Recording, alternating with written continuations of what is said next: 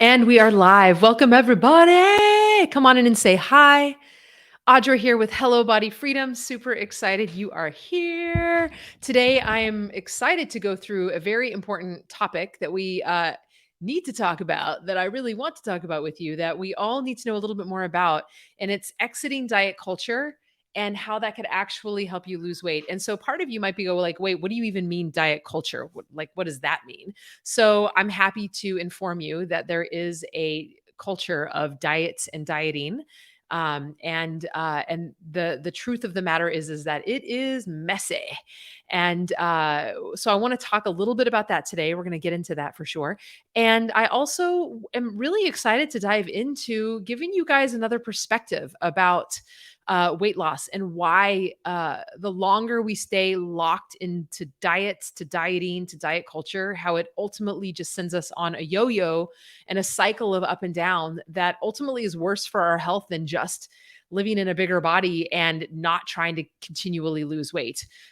Studies have shown that that is true as well. So really excited to dive into this with you guys today. If you are new into my world, welcome. My name is Audra. I'm the creator of Hello Body Freedom, which is all about helping women heal the deeper reasons why they struggle with food and struggle with their body in the first place. We work on untangling stress eating and anxious eating and comfort eating and all of these reasons that we eat outside of physical hunger. We also work with nervous system regulation. So when we've learned that food is the fix, so we feel a feeling, it feels uncomfortable, and then we use food as the answer. And if that has been a problem for you, we help you untangle those as well. So very, very powerful. And part of this problem in terms of feeling good in our bodies is diet culture and dieting in general. So I'm super excited to go through all of this with you. If you are here live, please come in and say hi. I would love for you guys to leave a comment and say hi. And if you're watching the replay, hashtag replay, and let's go ahead and dive into this very, very juicy topic, because it is a little nasty here.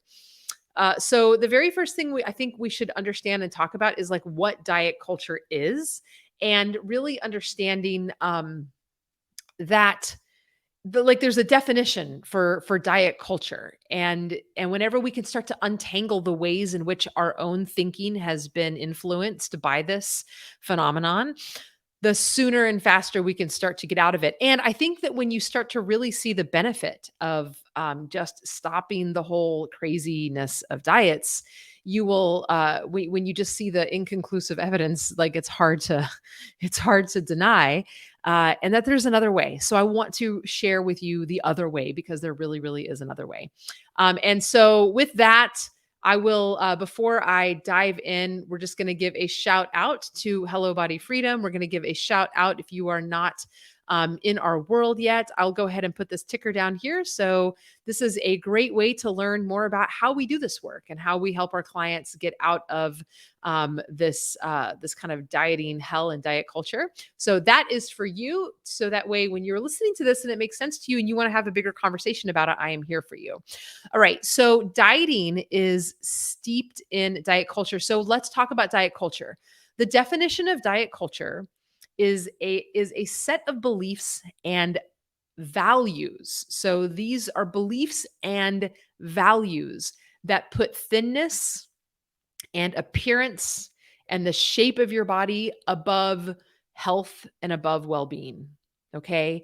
It's it it it is a way of showing up in the world that says that I need to be thinner, I need to be smaller, I don't look good enough, the shape of my body is not okay. And what we do is we prioritize that at the expense of our own health, of our own well being, most certainly. Diet culture places an incredible importance on not eating, on massively restricting calories. Diet culture puts an emphasis on cutting out whole food groups. Never eat a carb again. Never eat whatever the thing is that you're not supposed to eat again. It makes one food right and the other food wrong. Okay. It labels foods as good and bad. And whenever we do that, whenever we label foods as good and bad, what ends up happening is a little psychological shit show. So when we eat the foods that are exactly the stuff we're supposed to eat, then all of a sudden we think we're sitting on a little horse and everything is good, right? And we make ourselves really right for that. And on the other side of that, since we know that these foods are forbidden and we're never supposed to eat them, then whenever we put ourselves on this high ass horse of only eating the most perfect foods, then what we do is there's a level of psychological denial that ends up making you want to eat the foods. And I want you to think about that. The last time you went on a diet, let's say you started a diet on Monday, what did you do the weekend before? Maybe it started on Friday, right? Maybe it started on Thursday. Maybe it started the whole week before. I know that I've done this a quadrillion times is that I will eat all the things that I know that I'm not going to be allowed to eat when I do the diet, right? So I end up actually over consuming more than I ever would have had I not started the diet in the first place. Okay. And so when we do this, whenever we make one food good and one food bad, and then we psychologically desperately need this quote unquote bad food. But what that does to us psychologically is there's a part in us that now thinks that we're bad for eating the bad food. And that inner, like psychological beatdown where we have this inner negative self talk is part of the problem. It's actually a very big problem. Right. So it just kind of like all cascades on each other. It's like this domino effect of crap. The other thing that diet culture does is it normalizes negative self talk. How many times do I have to go, like when I was a kid and I would go listen to my mom and my aunts and my great aunts, and everybody would go, oh my God, I'm just so fat. And, ugh, and just like this self like loathing and this self talk about how, I'm never going to be thin enough. I'm never pretty enough. And that's what diet culture does. Now there is a definite cultural connection and a definite connection to just the oppression of women for sure. I don't have the stats on me now, but at the end of the day, women have been oppressed since the beginning of patriarchy, since the beginning of civilization. I don't even know. But at the end of the day, if you keep women hyper focused on their body and hyper focused on being skinny and hyper focused on being perfect, and then you set up a culture where you will never be thin enough, you will never be pretty enough. Even if you lose the weight, you will still find 20 things wrong with you, right? That is a really strong way to keep women preoccupied with absolute bullshit that has nothing to do with living life, has nothing to do with health, has nothing to do with vibrancy, has nothing to do with feeling good in the body. It just has to do with being skinny and pretty and preoccupied with really superficial shit. I know this because I lived in it for my whole life until I finally really, really, really escaped about a decade ago. And it is a big problem. Now, here's where it gets really messy. So let's just go through this again with diet culture. So it values thinness, appearance, and shape above health and well being. So you will sacrifice your health and well being to try to get skinny and pretty. You will try every crazy diet under the planet, despite the fact that it could hurt you. You will go get, whatever surgeries, whatever like crazy pills that haven't been regulated by the FDA or even the ones that were regulated. What was that pill that we all took in the 90s? I mean, people died. Was it ephedra? I don't even know what it was called, but it was just a diet pill so we could be skinny. Like, come on. It also places importance, I'm just recapping here. It places importance on restricting calories and cutting out whole food groups. It labels foods as good and bad, which psychologically messes us up for sure. And it normalizes negative self talk. Okay. The other thing that it does is it creates, because like this food is good and this food is bad, and I should eat this and I shouldn't eat that. It really creates this like all or nothing thinking. It creates this like very perfectionistic way of how you have to be perfect with your food and have to measure everything perfectly. Da, da, da, da, da. And it's insanity. And because it's so crazy over in this one direction of absolute perfection and all or nothing thinking, then what we have on the other side of it, when we're just freaking exhausted with following the freaking food plan, is we have overeating, emotional eating, and binge eating just sitting on the other side of it. Okay. And if that doesn't like convince you that there is diet culture and that dieting is a huge, huge part of diet culture, then I'm going to help give you some more stats here. Um, and I think that the stat is wrong. I think I've seen this at a more like a 97%, but I'm just going to put what I have written down in my notes. 90% of women don't like their bodies. I think that number is a lot higher. 97% of women don't like their bodies. Okay. And where you have a human saying, I despise my body, this is unacceptable. I am pissed off at myself and my body and all the world that I have this body. What you have in that moment is body image issues. And wherever you have body image issues with people ultimately like just despising their body, you are going to have dieting and diet culture. Diet companies take advantage of our insecurities with our body, our vulnerabilities with our body and with our weight. And I want to really name it. We live in a culture that fat shames. We live in a culture that makes being any size that's outside of a supermodel unacceptable, right? And so it's like a double-edged sword. We're fucked if we do, we fucked if we don't. Like it's just so effing exhausting and frustrating. Okay? Because any place where you are struggling with your body, why wouldn't you? Because we live in a culture that creates the struggle for us. It's not even our struggle. The shit was handed to us. It was handed to us by our society. It's handed to us by culture. It's handed to us by our family. It's handed to us like with magazines and media. It's handed to us with every single Instagram follow that you follow that has a fake body that uses filters to make their waist look like it's that freaking big. And then you feel bad about yourself. That's where diet culture is living. It's living through the lens from which you decide to see the planet.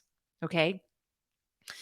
And wherever you have that, you're going to have a multi-billion-dollar diet industry sitting on the other side going, I got you. I'm going to hit all of your insecurities in my ad, in my marketing. I'm going to make sure to hit it where it hurts so that way you know that my diet plan is the thing that's the answer, my food plan, my supplement thing, whatever the thing is, okay?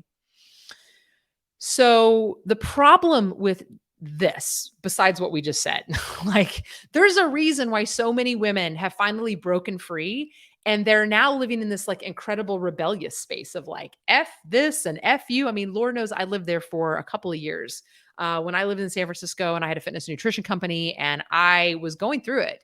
I was really going through the internal psychological fuckery of not thinking I was pretty enough, not thinking I was thin enough, not thinking I was and then because the harder I would hate on my body, the harder I would diet. And the harder I would diet, the more my weight would go down and my weight would go like, let's say here this is Audra stable, my weight would go down and then up. And then I'd double down on that diet, then it would go way down, then it would go way up. Then it would go way down and then would go way up. And now this is like stable Audra. And like I'm nowhere near it, even though I've dieted like 5 or 10 times and gotten down every time substantial, it goes back up. And this is what I wanted to share with you is that so much study, so much research, so much evidence. So we're talking like cross longitudinal studies over decades show conclusive evidence that 90 to 97% of all weight loss diets fail. And what I mean by that is 90 to 97% of people, yes, you might lose the weight, but you will gain it back. And then you gain it back. And you mess with your metabolism over and over and over again because you're focused on the wrong things. Okay. And it is a mess. And of those people who gain the weight back, 1/3 to 2/3 will gain more weight. What this does is it says we would have been better off just if we never started that first diet. That's how evil dieting and following some specific diet plan is. Okay. And we really want to, really understand this because if you are lost in it and you're in so much pain and suffering and you think, oh, the only answer is I know if I just lose weight, then everything will be fine again. Everything will be good for me. But it's not just about weight loss, right? You are steeped in a way of thinking about yourself and thinking about your body and probably thinking about other bodies. How, well, that body's not acceptable either because that's too fat. Like there's so much just, that has to be untangled because freedom, we all deserve freedom, but freedom starts it's an inside job. It's an inner game. We have to be willing to go, I'm going to start with myself. I'm going to start with right here, right now, right today, being nice to myself, not beating the shit out of myself all the time. All right. So let's just keep going. I just want to really like nail the last freaking nail into the coffin if I can. So if you started dieting young, so I have a lot of clients whose moms put them on Weight Watchers when they were a preteen or a teenager. We are born of the families where Weight Watchers and Jenny Craig was just the thing. This was all the 80s and the 90s. And then, I mean, that would be, that I am a child of that. But then, my mother was, her mother, my grandmother, she grew up in like when Betty Crocker was a thing. And if you're a housewife, like nobody cooks whole meals anymore.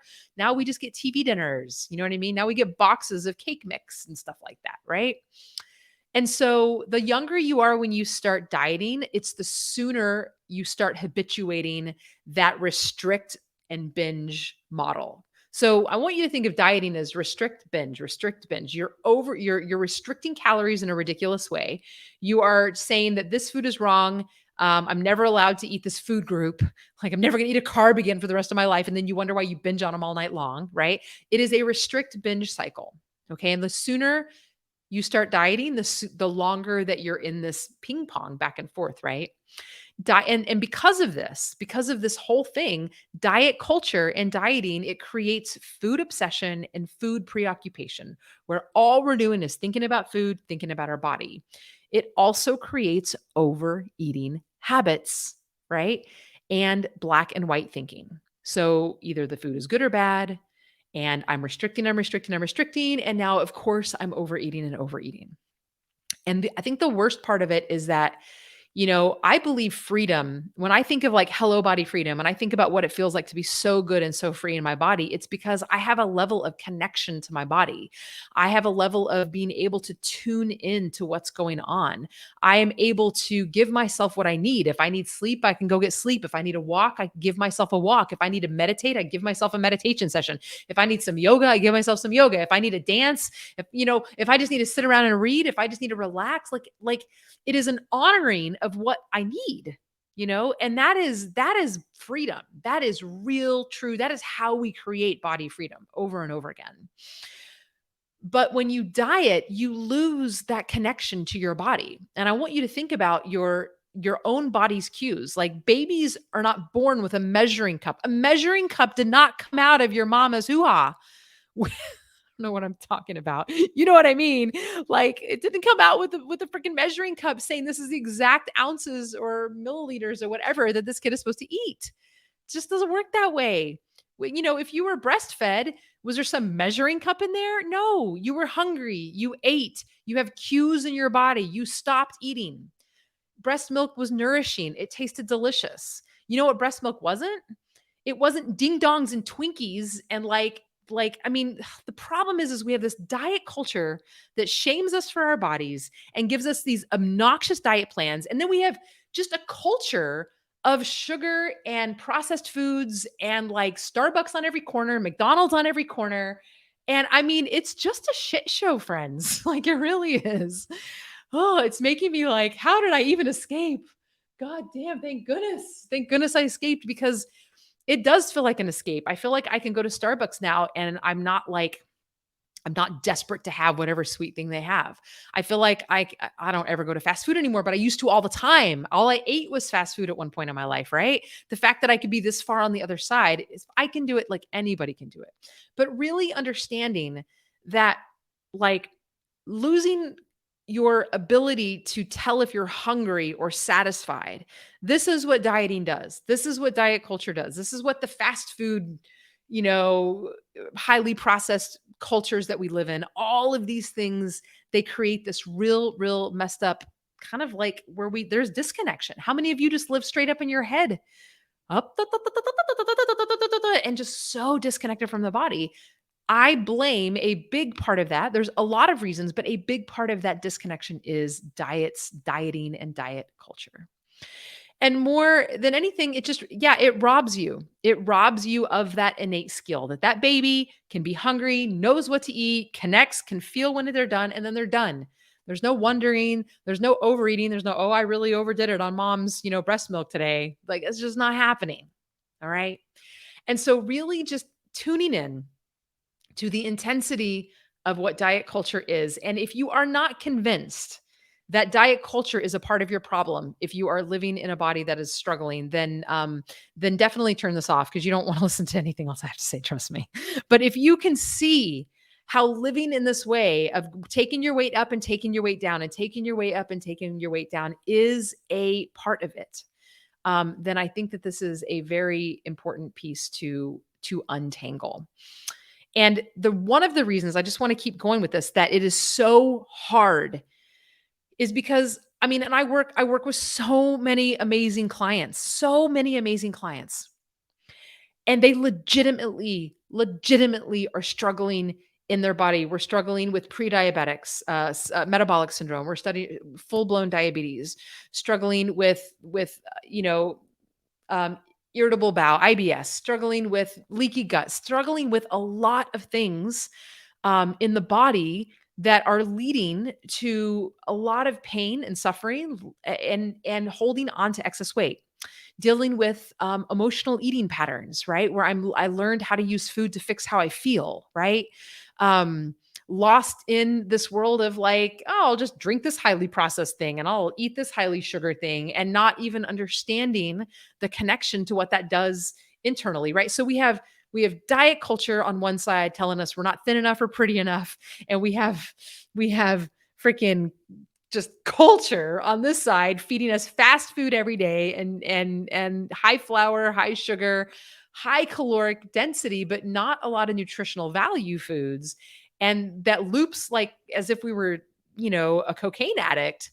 And we've got ourselves a mess. We have ourselves a mess. And if we are living in a body that feels like oversized, overweight, does not feel comfortable, and you're like, damn it, I want a way out, and the only thing people are handing you is a diet, then that's where it starts to get painful and frustrating. And I totally get it. Now, inside of Hello Body Freedom, we are in the middle of our Spring into Action 8-week program. And week 2 was all around gentle nutrition. And this is so painful because it can't be understated that for so many of us, the biggest reasons why we're struggling with our relationship with food, our weight, our relationship with our body is because of this like decades long or lifelong relationships that we've had to diets, dieting, and diet culture. Right. And so the hardest part for me is untangling dieting with nutrition. This is like like nutrition does not equal dieting, right? Learning how to learning about what foods like are good for us from a not from a standpoint of like, oh, well, eat your vegetables, that's good for you. Meaning like what foods make you feel good, how to like combine foods in a way that like are like, oh yeah, like if I throw some butter in my thing, so now I feel a little bit more satiated and it tastes better. Now I'm more satisfied, right? Uh, have some protein with this meal. Wow, I feel a little bit more grounded. This meal lasted for 5 hours instead of an hour and a half. Isn't that interesting? Right. So pulling apart nutrition and diet culture, I have found, given the fact that I work with women teaching a non diety approach to weight loss, teaching a way to connect with the body first and foremost, learn from the body, and then honor what that body says. Like if I eat a thing and a minute later, like I'm eating cookies, then a minute later I'm eating the next sweet thing, then a minute later, then where do we reverse engineer that and start to go, wow, I really felt like shit all day. Okay, what else could I do instead to nourish myself, to feel better in my body, right? As an example. So that is yeah, that's what we do. That's what we do. Nutrition does not equal dieting. I want to make sure we really get that down. And diet culture does not own nutrition. And it is in the untangling of this that becomes tricky, and quite frankly, depending on how long you've been steeped in diet culture, what we might end up having to do in terms of strategy is we spend a lot more time not thinking about diet culture. I'll do what I want, eat at my whims, F you, diet culture. And a lot of people get stuck in that particular thing. I think of dieting and diet culture as like the super restrictive part of the pendulum. So if you move the pendulum way over here, it's like just restriction, right? And then if we go to the other side of that, which is FU diet culture, FU diets, I will eat what I want when I want, you can go suck it. Then we come right over here and it feels pretty rebellious. And I will say that feels good sometimes, right? It feels good to have that, like, yeah, stick my middle finger up and eat whatever I want. But at some point on either side of that pendulum, it just starts to not feel good, right? Like we've already talked about everything that's wrong with restriction. But then on the other side of that, when we're just starting to really not feel good in our body, there has to be that middle ground. That middle ground is what we're looking for here. And so, and that's really important to understand that because, like, it's okay to eat a donut, right? So diet culture will be like, don't ever eat a donut, don't ever eat a donut. It's like, okay, fine. If I want a donut, I can have a donut, but you know what else I could also have? I could also have like some vegetables and a salad and like a meal, right? Right. So like it's not like if you decide to eat healthy, oh no, now I'm going down the diet culture, rabbit hole. And then if I'm deciding to eat a donut and now I'm just like F you dieting, I'm going to eat whatever I want. There really, really, really, really is a middle ground. And I think that that's super important to hear and understand. Um, and getting out of diet culture and getting away from dieting can feel really scary for some people because it's the only thing you've known. It's the only thing you've known is counting points, and the only thing you've known is um, you know, never eating a carb or making them wrong or all these other things. But there is a thing called nutritional science, and it is, diet culture doesn't own it. And whenever we are able to kind of look through the lens of, I have a human body. How can I take the best care of my human body?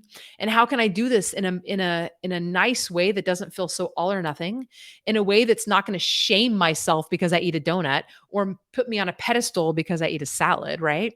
Or opposite of that, now where I don't feel like I'm scared that I popped back into diet culture just because I'm craving vegetables, right? Uh, so it's kind of like both and you can kind of hear how, I mean, the untangling of this is it's not just some like easy thing. Okay, fine, I guess I'll stop dieting. What's next? It really is and has been for so many of us a lens from which we see our own bodies, our own food decisions. We've seen them as good or bad or right or wrong, and then the negative self-talk ensues.